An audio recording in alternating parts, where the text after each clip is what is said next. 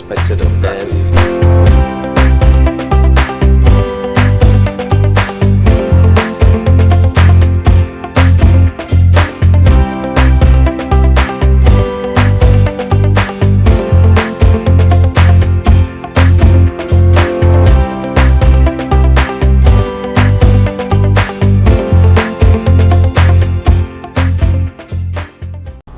Thank you so much for joining us. Welcome. It's another beautiful afternoon.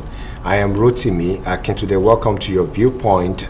Raising children has become a very important topic that is gaining attention every now and then. And of course, there's a need for everybody to keep talking about how to raise the children we call future leaders. Today, we're going to be talking about how to raise children to become great leaders. And of course, when we talk about leadership, we are talking about a lot of things that are needed to lead when it comes to organizations. It could be anything, but whatever it is, we're going to be looking at those attributes parents should consider when raising children, especially if you want your child to become a great leader in future. We say children are future leaders. They are leaders of tomorrow, so to speak. So we're going to be looking at all of this this beautiful afternoon. I have in the studio an educator and also a parent, Mrs. Ifeoma Chinagorom. Thank you so much for joining us. Thank you, Mr. Rotimi. All right, today we're looking at raising children to be leaders. And of course, if you look at what is happening in the society, we can say one or two things about the kind of children we have today. But then from your perspective as an educator and also as a parent, how would you describe that word or that phrase, the cliche or the proverbial saying that children are the future leaders, so to speak? How would you describe it, considering what is happening in our environment today? I would say that children remain the future leaders because they are born with great potentials. And these potentials, if well harnessed, will help them to become great leaders. I know that in our society we have so many challenges that is affecting the raising of children to become great leaders. But I also know that the children will have are endowed with great potentials. And as such, if we groom them very well, they will end up becoming great leaders. All right, you talked about challenges now. Let's quickly look at those challenges. What are those things you feel are stopping parents from raising their children the way they should be? The most important problem, obstacle I see is in the fact that parents don't have time these days to raise their children. Unlike the days when we grew up, we discovered that our parents were illiterate, but yet they had time for us. They were able to impact values that helped us to become what we are today. But we discovered that in our generation, though we are educated and well later, we can read, we can write, we and have that is a lot supposed of to be things. an advantage. That should be an advantage, but instead of being an advantage, you discover that we still don't have time for these children. We relegate our duties to house helps, people. In fact, majority of things, values, we now abandon it for teachers alone to do the work. Parents are not doing, they just believe they pay you your school fees, so go ahead and impart every discipline, every value my child needs in them. But the first home, the first institution is the home. So are you saying the school cannot replace the home when it comes to training a child? There are things children will learn at home, and there are things they should learn in the school. I know that the school is also an institution of a social institution, but the home is the primary social institution where the children will learn to lead.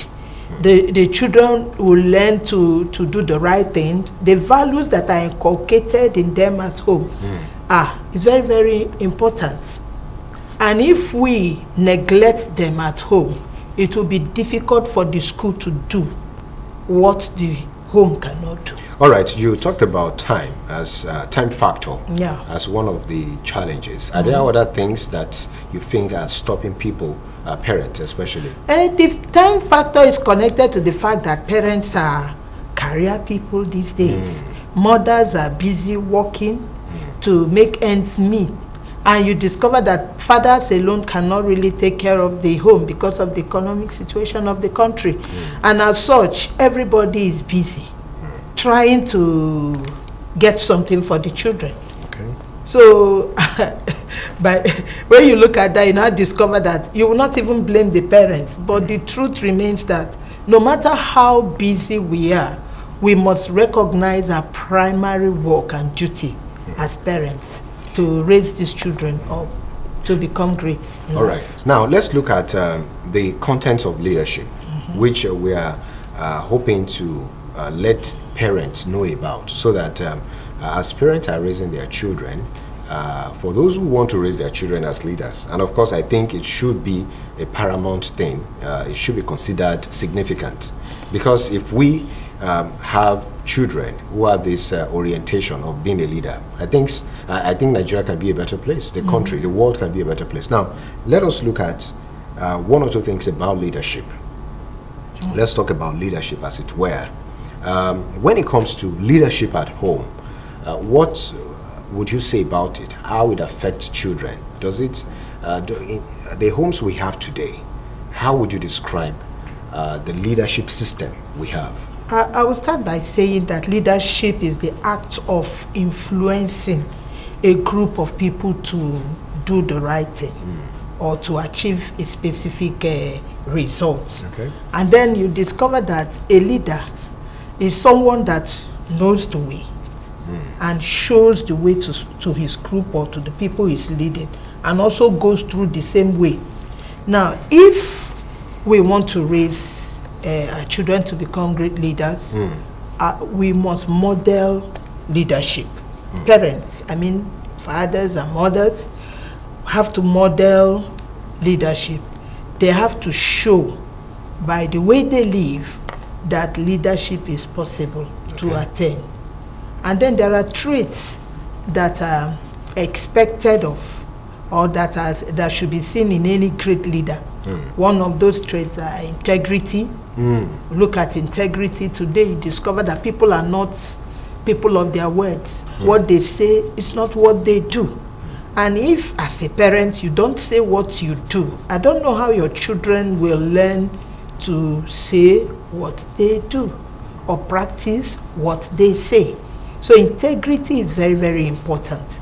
Apart from integrity, again, I know that self-awareness, when a child understands who she is and understand who he is, he will be able to work on himself and now be able to develop things that are expected of him.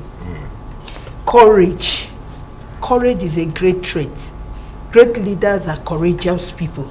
They are people that take steps with boldness. They are very optimistic.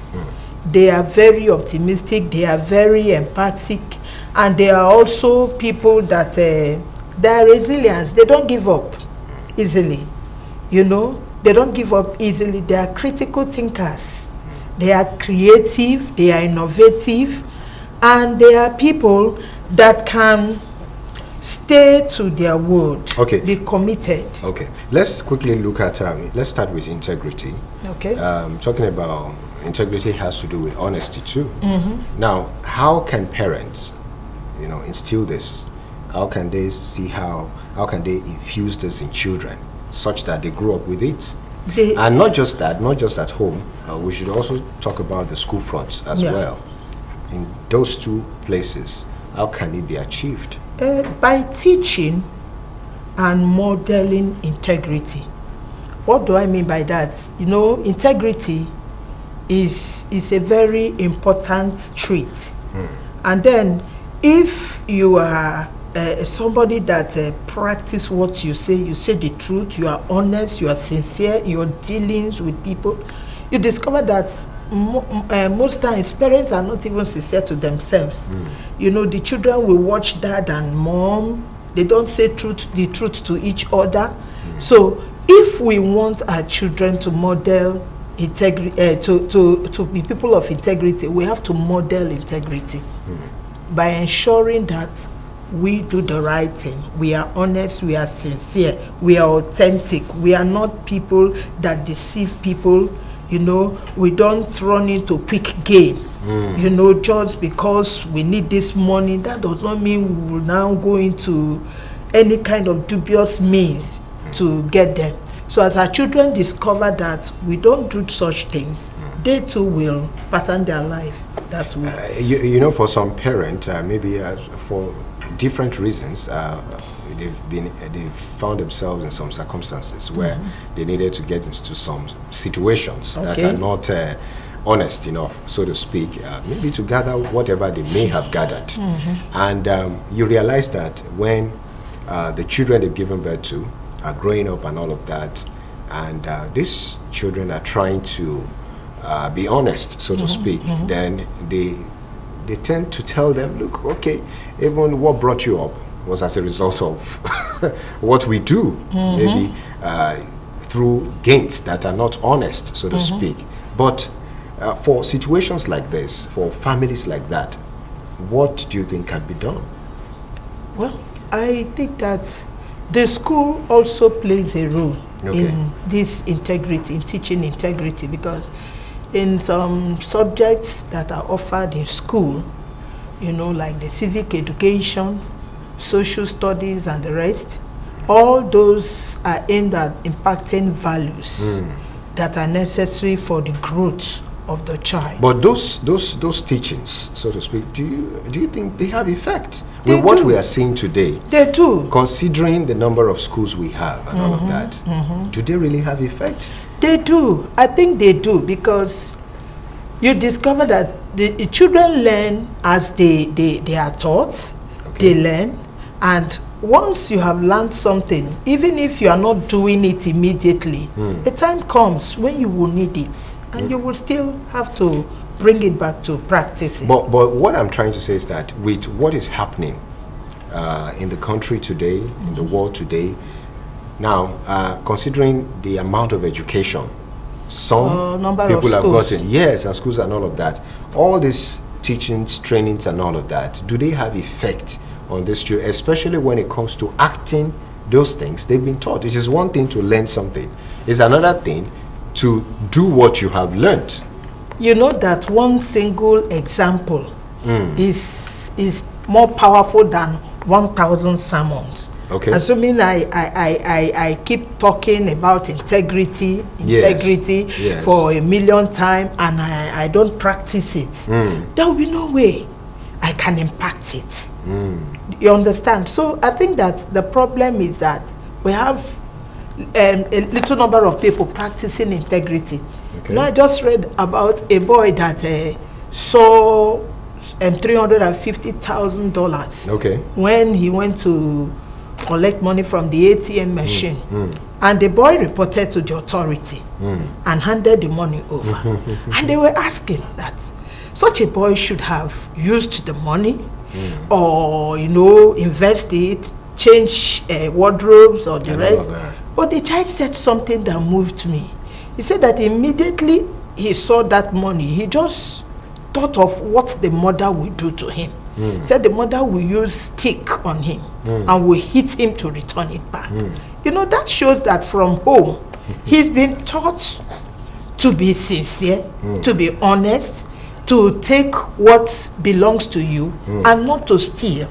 But in a situation where parents steal, you understand, people around, they are adults still, you discover that it will only take God to help a child to align himself in the right path. You can just imagine when parents are saying that, okay, if they have the opportunity to be at political offices, this is what they would do in the presence of their children.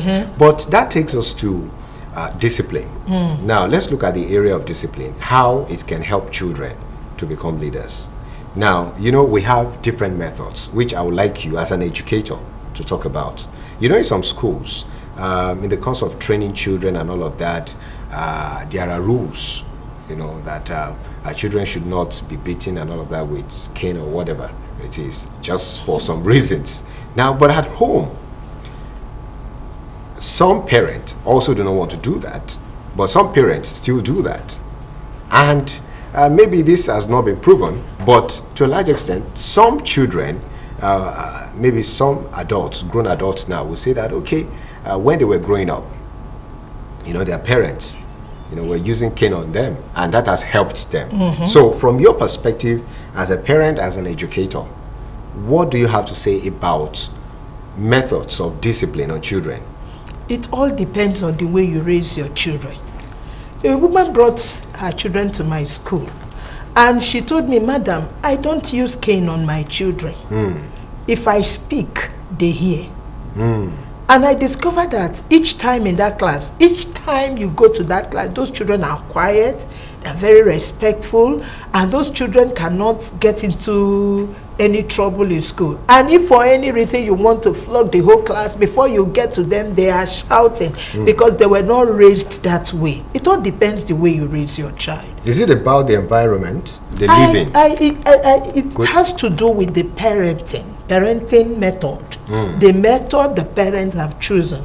Some people believe in using petting their children, making them to feel loved. You understand? And others believe that if you don't use cane, they will not hear.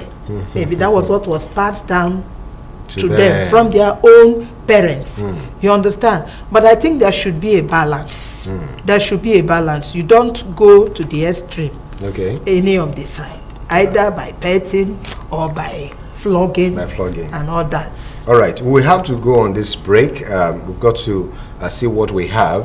Tosin Maliki has something for us about the benefits of lemon. We'll be back. This is Your Viewpoint. Please stay tuned.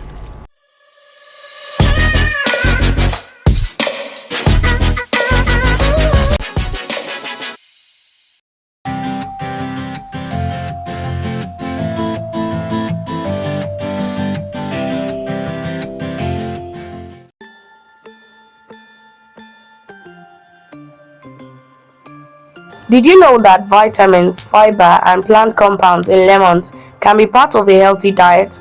It's not common to actually eat a fresh lemon. They are too sour for most tastes, unless you are using preserved lemons. Lemons are an excellent source of vitamin C, dietary fiber, citric acid, and iron. These are the health benefits of lemons. Weight management. The fiber found in lemons expands once it is ingested, making you feel full sooner and longer. Lemon water is often touted as an effective tool in weight loss and weight management. While there's nothing wrong with drinking water, there's nothing magical about adding lemon to water for weight control. It is also important to note that drinking water may keep you full and help you avoid snacking as effectively as lemon. Anemia prevention. Lemon can help your body absorb more iron from plant-based foods in your diet. Maintaining proper iron levels helps prevent anemia, which is a lower than average number of red blood cells, often as a result of iron deficiency. It may prevent and help fight cancer. Studies have shown lemons may have anti-cancer benefits. The chemical makeup of lemons can help prevent the development of oral tumors, according to one study. Others have linked citrus fruits and their juices to anti-tumor effects. Kidney stone prevention. Lemons get their sour taste from the abundance of citric acid. Some studies show that citric acid may help prevent the formation of kidney stones. It relieves a sore throat. Warm water mixed with honey and lemon is a popular home remedy for people with sore throats. The mixture can provide soothing benefits for a sore throat during cold season. The vitamin C in lemons also can help in the effort. It aids in digestion. The peel and pulp of lemons contain a soluble fiber called pectin. It promotes the production of digestive enzymes in the liver, helping eliminate waste from your body. Fiber-rich fruits can also help promote regularity, lessening your risk of constipation. It helps regulate blood sugar. Eating fruits in high fiber can help keep your blood glucose in line, helping to prevent increases. This can lower the risk of diabetes, or it can help people with diabetes manage their condition.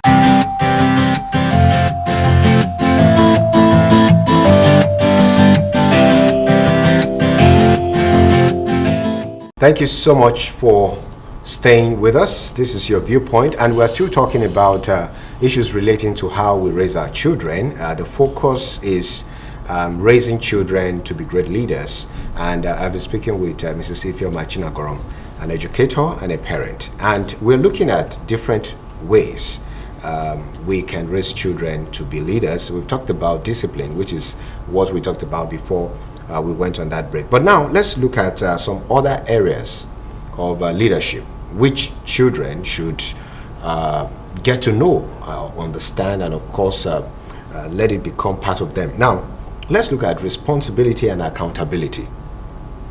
Responsibility, and which is also a challenge for our society, especially when we have people in different positions. So the children we are raising now, how can parents help them to become responsible and accountable? I will say that they will help them to be responsible by allowing them to solve their problems. In our world, we want to do everything for these children.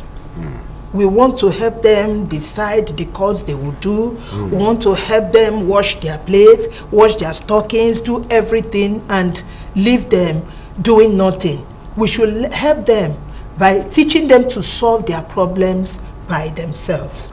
We have to give them responsibility, give them roles, tasks to perform at home. By the time you give such task to your child, you monitor his progress to know if he's doing what exactly you want him to do.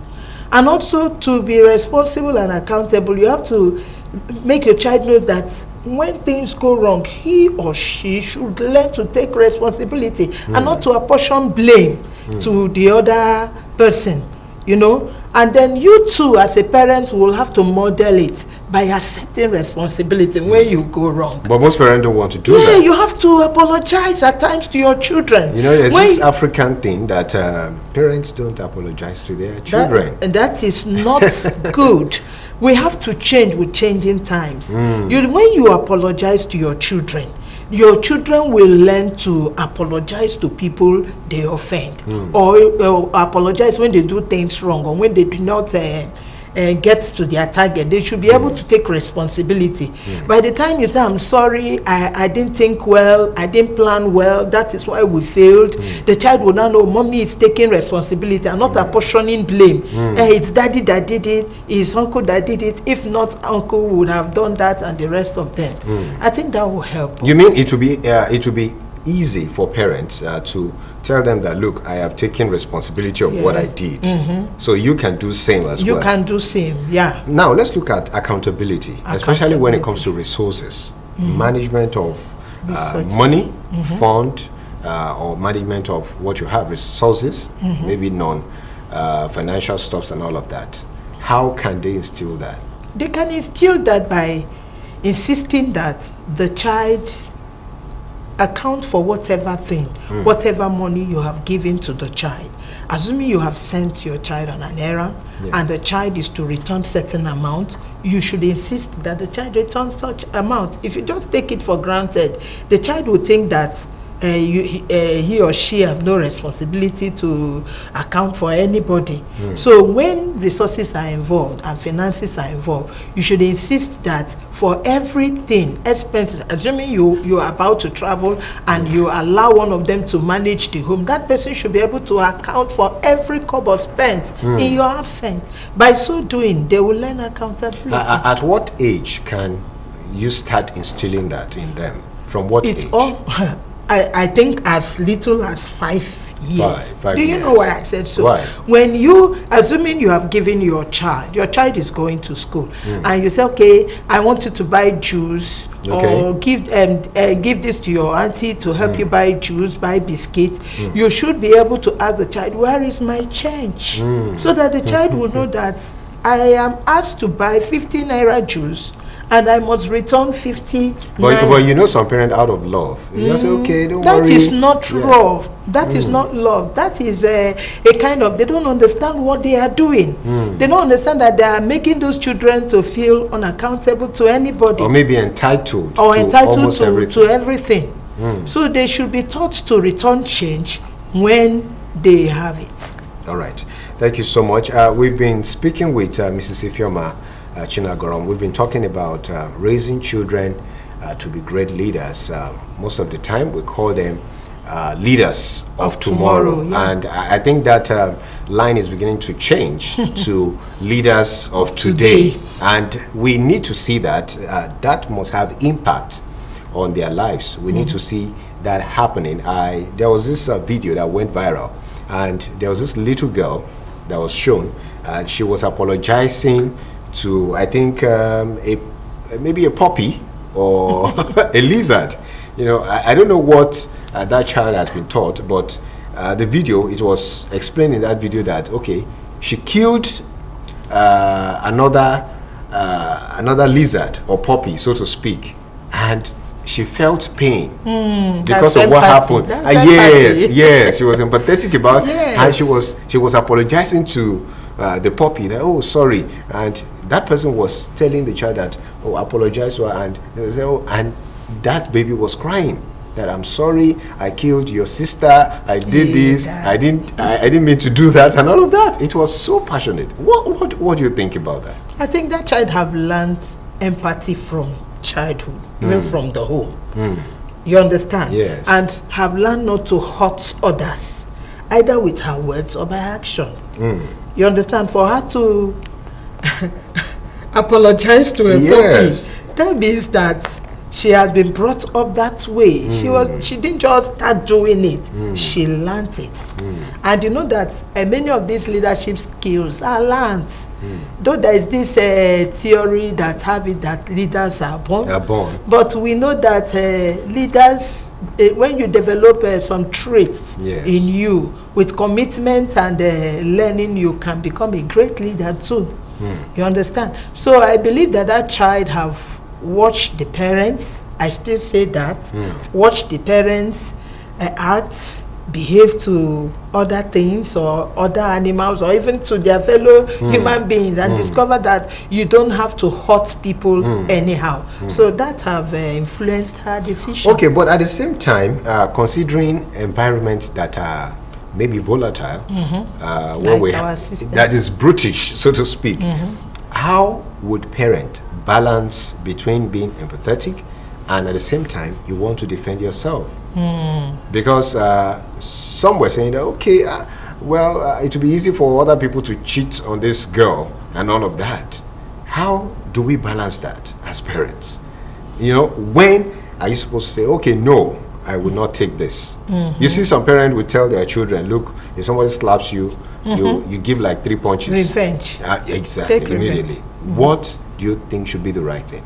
The right thing is to teach our children to be empathic, and then to do things the right way, you know, and not to take vengeance or not to retaliate, because in retaliation they can even be hurt.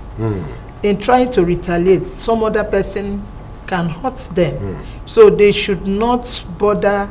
But once you are doing the right thing, you don't mind what people around you will say. Yeah, you go ahead and do what is right. So you mean it can get worse in the course of trying to retaliate, to revenge or retaliate? It can get worse. You know, you can even run into more troubles. A man was, he had a little problem with his vehicle. If he had just forgotten about it and gone his way, he would have been alive today. But because he wanted to claim and write and to take vengeance, to revenge and the rest, he was killed by another vehicle. Wow. So we have to be empathic, and we also have to be cautious whenever we are doing something, especially when the children are around, because they are learning, they are watching us. All right, thank you so much. Mrs. Ifeoma Chinagorom has spoken a lot about some of those things we need to do. But then we also need to consider decision making, which is very critical at this time. Very critical when we have to choose and all of that. The best way to choose well or properly, or let's put it, good decision-making ability. How can children learn that from their parents? By watching them take good decision, and by, you know, when you promote idealism. That's allowing your children to have their own idea. Their own idea, to okay. be able to do things with their brain. To be able to with think. their discretion. Yes, okay. to be able to think, to use their brain. You know, you discover that they will come to a point when they will be able to know the difference between good and bad. Especially when they get involved with critical thinking. Okay. If we are going to take decision, we need to think critically. We observe things. How have things been? And you look at what you expect and know if the decision you are taking now will be good or not.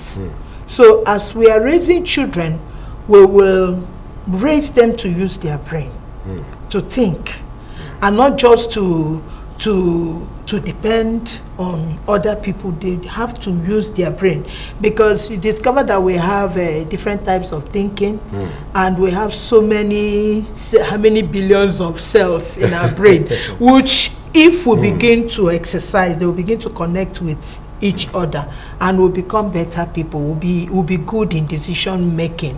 For us to make good decision, we need to use our brain. But you know, some parents believe that before they can allow their children take on some decisions or make some decisions, they must get to the age of 18, 21 and all that. In fact, some persons would even decide for their children at the age of 35 and say, oh, they still know more than you, that they gave birth to you and all of that. What do you have to say to that?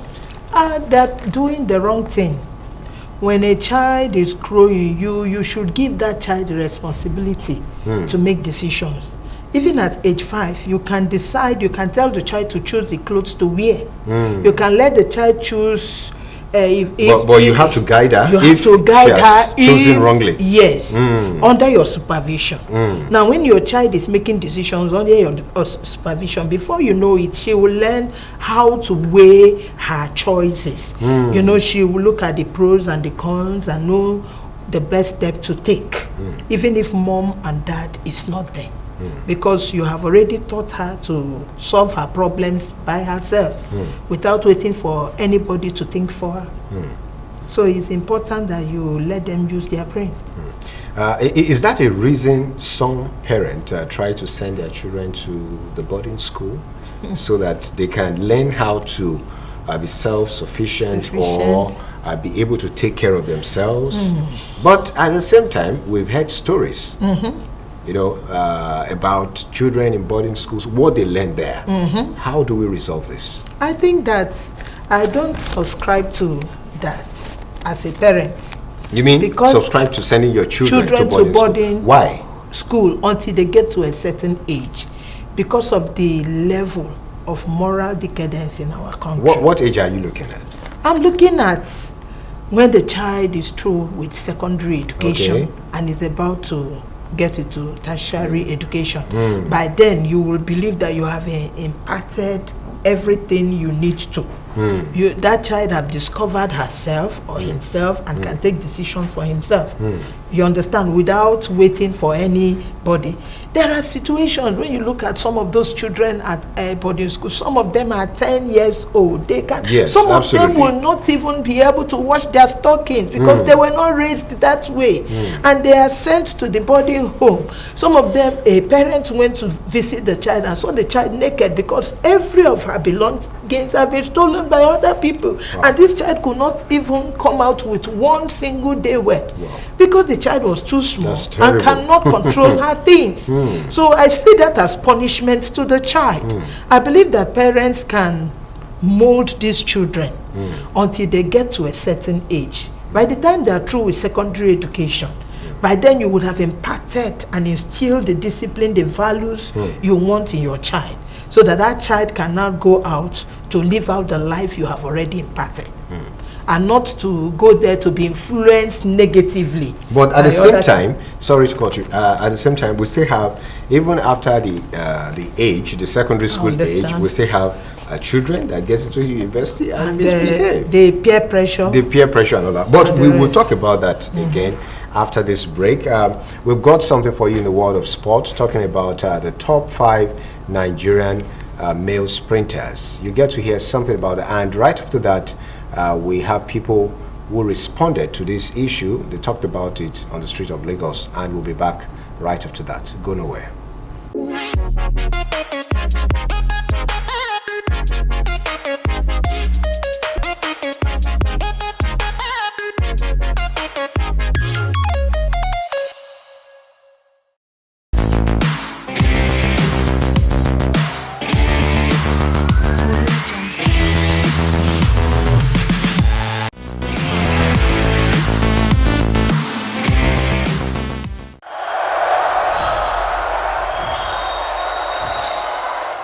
Nigeria is endowed with so much talent in sports. We are highlighting the top male sprinters that have made Nigerians proud in sport of track and field with their remarkable feats and achievements, recorded both internationally and locally. Olusoji Fasuba. Olusoji is the fastest man in Nigeria, and he has been since May 2006, when he scorched to a first ever sub 9.90 performance by a Nigerian sprinter. Nigeria's 100-meter champions in 2006 and 2007.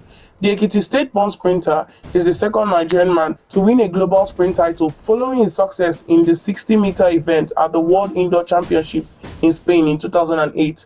He remains the only man in the African continent to have won the 100-meter gold at the African Championships 3 consecutive times, and his 9.85 seconds run 14 years ago is still an African record. Divine Oduduru raced into history books last year June when he became the second Nigerian sprinter to dock inside 9.90 seconds in the 100-meter courtesy his stunning 9.86 seconds gold-winning run at the National Collegiate of Athletics Association's Championships in Houston, Texas. Despite his blistering performance last year, Oduduru is however still waiting for his first national title in the 100-meter.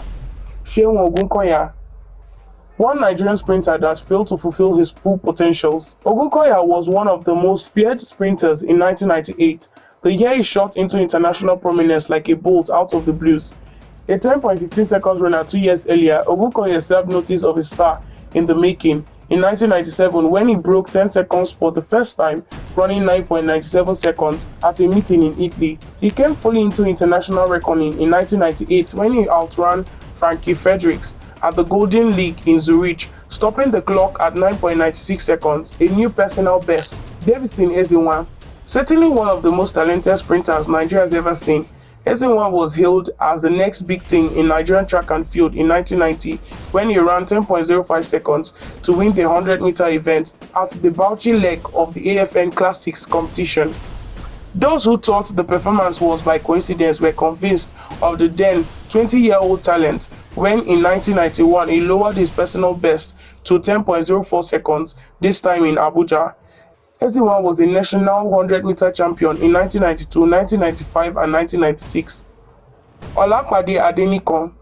Like Davidson Ezenwa, Olakpade showed flashes of a great sprinter in the making when he ran 10.16 seconds in 1989, Germany. He went on to race to a 10.10 seconds personal best the following year.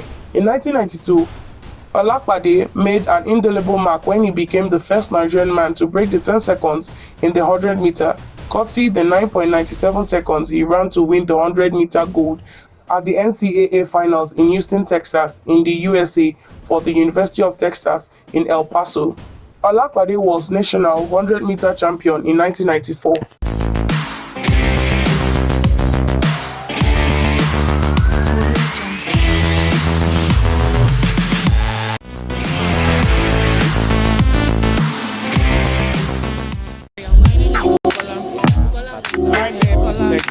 Every summer would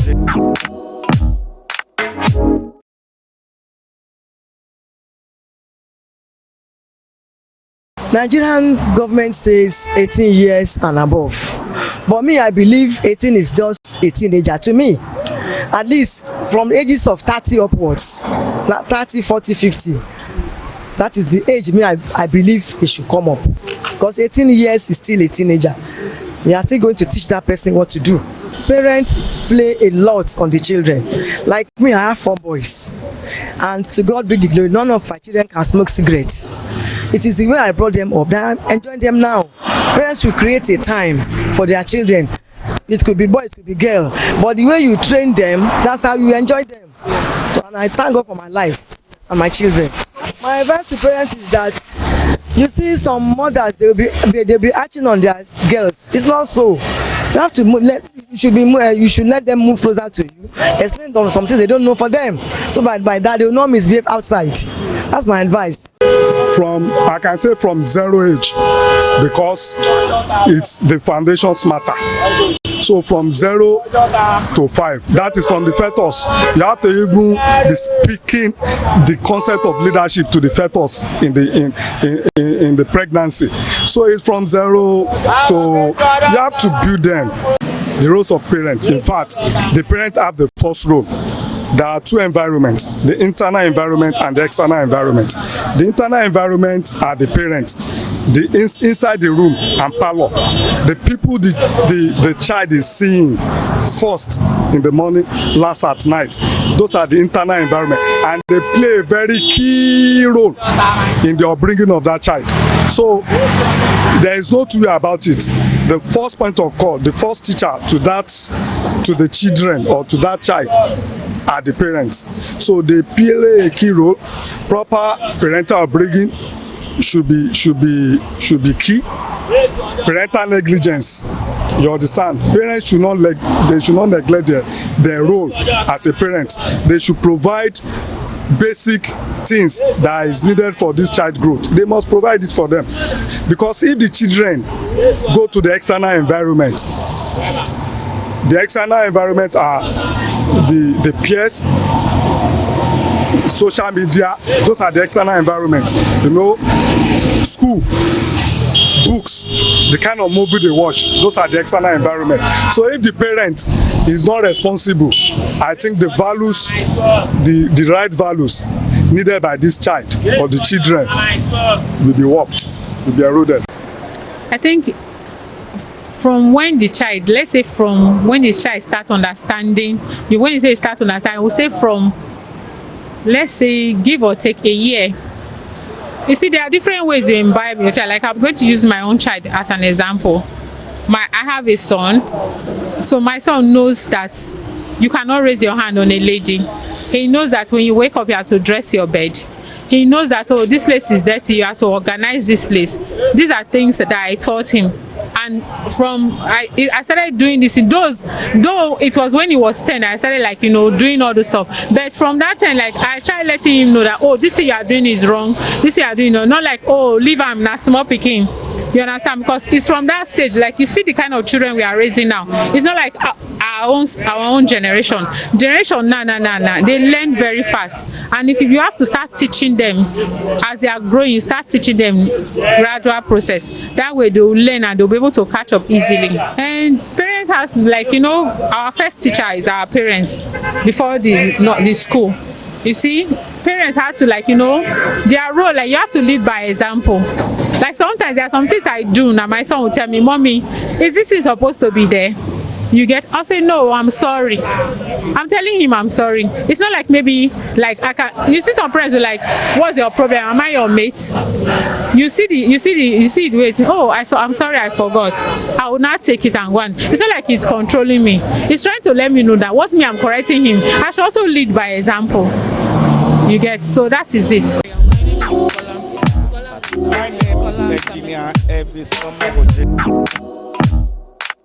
All right, thank you so much for staying there. Welcome back. This is Your Viewpoint, and we've been talking about raising your children to be great leaders. What you need to do, what are those things that are challenges that you need to overcome. We've talked about all of these things, and of course you can see some of our episodes, our previous episodes, on our YouTube page. That's at your_viewpoint. And of course, you can drop your comments about some of our videos you may have seen. Let's get to talk about some other issues relating to raising children as great leaders. But before then, we have some messages we would like to let you know about. Now, this is from Suleiman Daudu from Pangrove. It says, in my opinion, parents themselves are role models to their children. Children can be trained from when they are little. It is good to catch them young.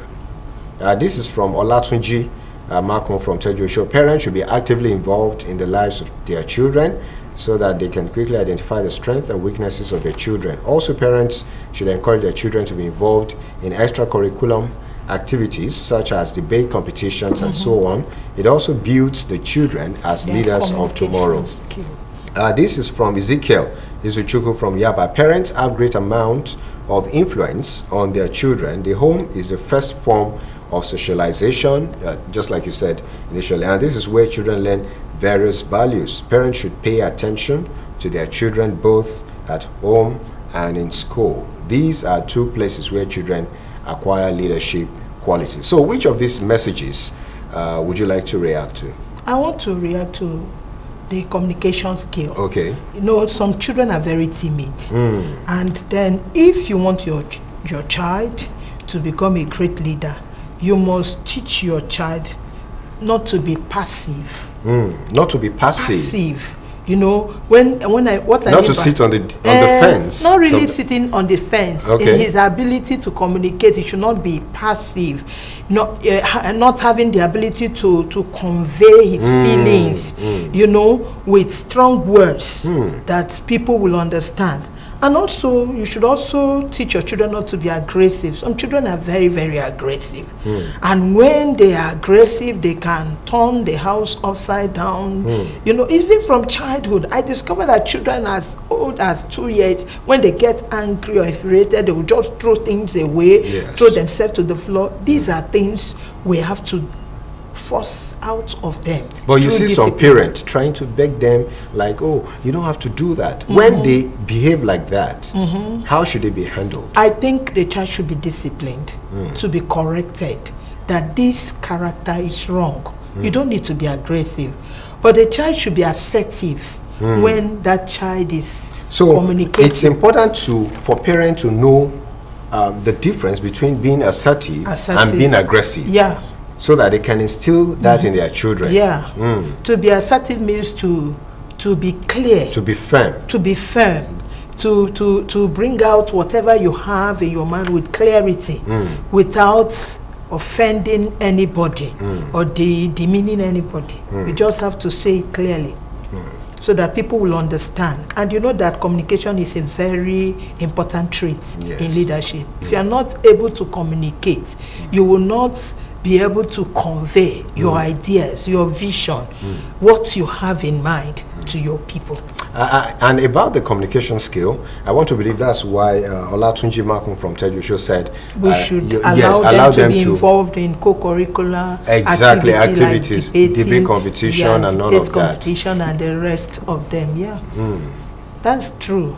But I also discovered that, debate competition and the rest of them can make them good in speaking, public speaking, and the rest. But we're looking at ability to bring out what is inside of them. Inside of you, not just memorizing facts and coming out to speak. Some children are eloquent, but yet they're not assertive when they communicate. They are not firm. Some of them are very aggressive, and some of them are very timid. You understand? So that is my own contribution. So in that regard, there's a need for parents to teach their children how to be confident. To develop confidence. How can that be done? By encouraging them, even when they are not doing it well. When you tell a child you can make it, don't worry, be courageous, you can do it. There are children with little courage, they will become great. Well, if you are able to encourage them, even if they are not doing well, some children, their parents will just look down at them because they are not doing well academically, and they will not even try to discover this child if this child is good in other things like football or artistic drawing and the rest of them, so that you encourage them to bring out what is in them. Everybody must not have a very high IQ. Do you understand? Not everybody can have that. We have intelligent quotient, we have a social quotient, and we also have adversity quotient, and also we have emotional quotient. That's right. Now, when children are trained to be good emotionally, to be able to control their emotions and also live well in the society without looking down on others, respecting people, they become better people. Okay, thank you so much. We've been talking about raising children to be leader, but then there's something that we haven't talked about, and that is key to leadership. Anybody that would grow to become a good leader, that's about setting goals. Good. Having vision, which is key. Is it possible for parents to teach their children that? If yes, how can it be done? Parents should encourage their children to dream big. When they dream big, they will teach them to set goals and monitor their goal to see if the goal is smart, if it's specific, if it is measurable, if it's attainable, and if it's realistic, and if it's timely. You know, parents should monitor their children and see the kind of goals they set for themselves. In fact, they should mentor them by helping them from childhood to know what to do. For instance, we are having a midterm break of close to 10 days. But you discover some parents will just forget about goal setting, anything. The children will not do their homework until Sunday night. Some will even wake their children up Monday morning to start doing homework, whereas they had 9 days. Nothing, no focus, no nothing. Majority of the children will just face television, watch one video, focus their attention on their phone. Well, they won't be able to do anything for themselves. But don't you think they feel it's time for them? You know, that midterm break is a time for them to relax. I understand. After a lot of work. But if the parents are parents that really want their children to become great leaders, they will still ask them to use their time well. Properly. Because you should be a good manager of time if you're going to be a good leader. And they should not leave the children to just waste this time. They can spend time reading books, good books. You know that books inspire children, motivate them, help them in developing critical thinking and other stuff that will help them to become better leaders. Okay, that's quite important because time is very key. And of course, like they say, time is life. So if children do not have an understanding of that, they feel when it's time to play, they can play forever. Play forever. I think this has led to some young people and even children, you know, when they get involved in some social activities and they overdo it. You overdo everything. So let's look at one more thing before we round off, and that's basically about working with other people. Collaboration. And do you think this is a major function of the school?